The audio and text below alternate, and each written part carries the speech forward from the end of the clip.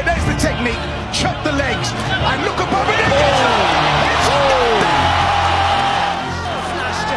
I Pudziana rozpoczyna demaskującą pracę.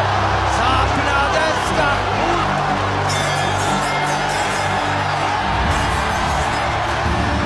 Seperti inilah jadinya jika seorang strongman atau manusia kuat masuk ajang MMA. Semuanya dilibas secara sadis.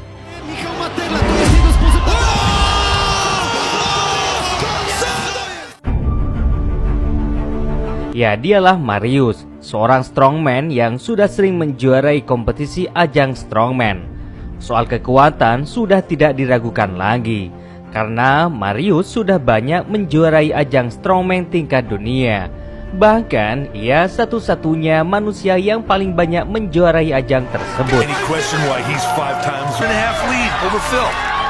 Can you get up the steps? Remember the mark to beat 54.3. That had to be demoralizing for Phil. To see a yellow blue. Tak heran pria Polandia kelahiran 7 Februari 1977 ini dianggap oleh banyak orang sebagai atlet kekuatan terbesar sepanjang masa. Selama karirnya sebagai orang terkuat, Marius sudah memenangkan 5 gelar manusia terkuat di dunia dan terbanyak dalam sejarah.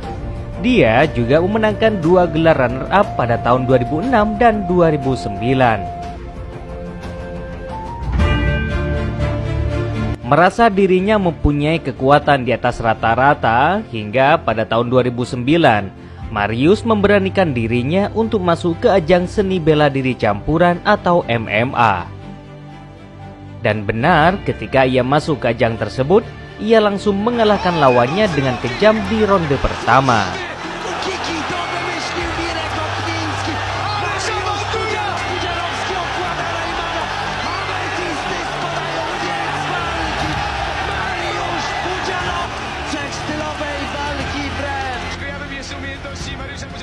Terhitung selama berkarir di ajang MMA, ia sering mengalahkan lawannya dengan KO. Sebenarnya bakat bertarung Marius sudah terasa sejak masih belia. Kala itu ia belajar karate gaya Kyokushin. Dan di usia 15 tahun, Marius juga menekuni cabang olahraga tinju. Tak heran, dengan bakatnya tersebut, Marius cukup mudah beradaptasi dengan olahraga combat sport. Bahkan pada saat itu, lawannya di kelas berat mulai menciut setelah mengetahui ada seorang strongman masuk MMA. Dan inilah salah satu laganya yang sulit dilupakan, yakni ketika ia melawan Bederbin, seorang fighter tergemuk dan terberat pada saat itu. Laga yang berlangsung pada tahun 2010 itu cukup kilat karena di ronde pertama Marius berhasil mengalahkannya dengan brutal.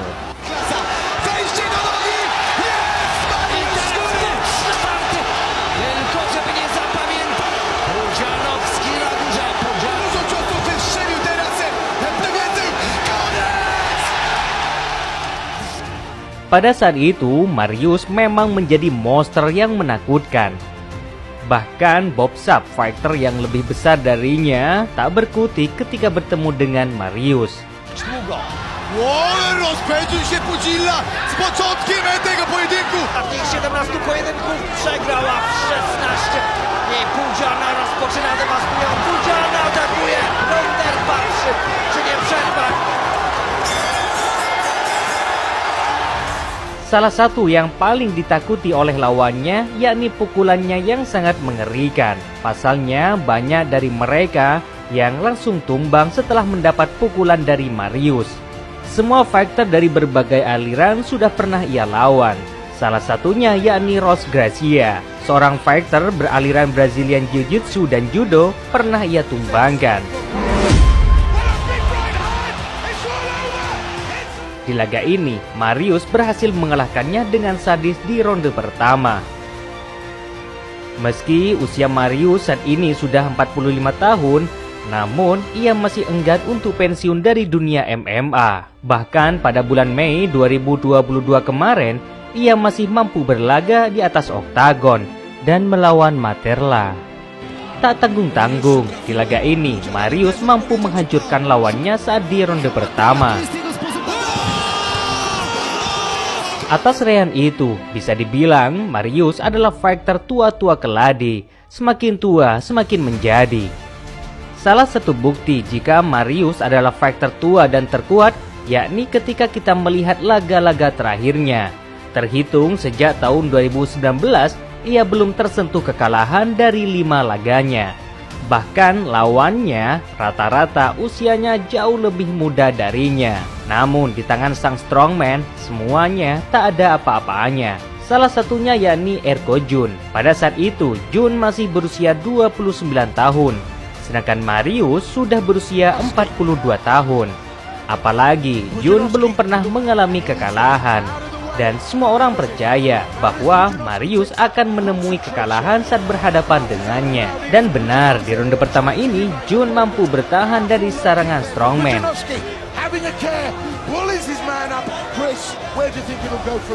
Bahkan ia hampir menumbangkan Marius.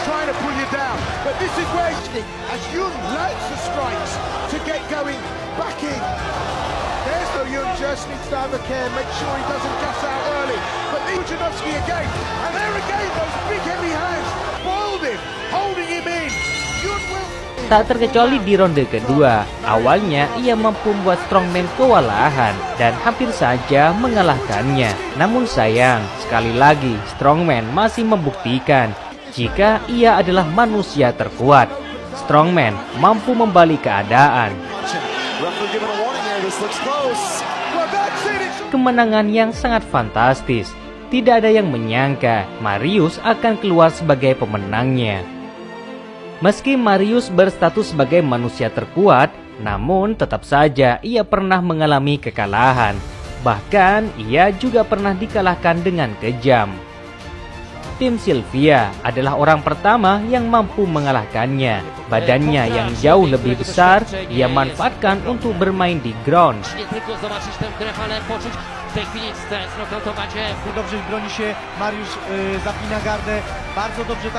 Dan benar, Marius tak mampu untuk mengangkatnya.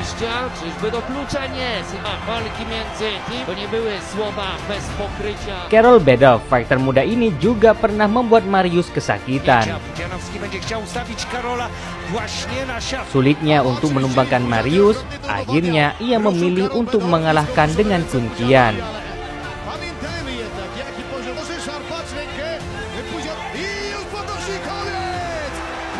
Jika bermain atas atau adu jotos, sepertinya mustahil untuk mengalahkannya.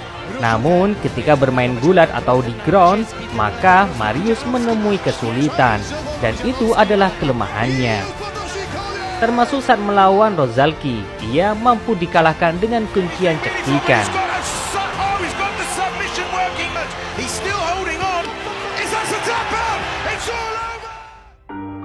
Terlepas dari kelemahan itu, namun semua orang percaya jika Marius adalah mantan orang terkuat yang pernah ada di muka bumi. Dan sejauh ini Sport Fighter, Marius sudah menjalani laga sebanyak 25 kali, menang 17 kali, dan 7 kali mengalami kekalahan.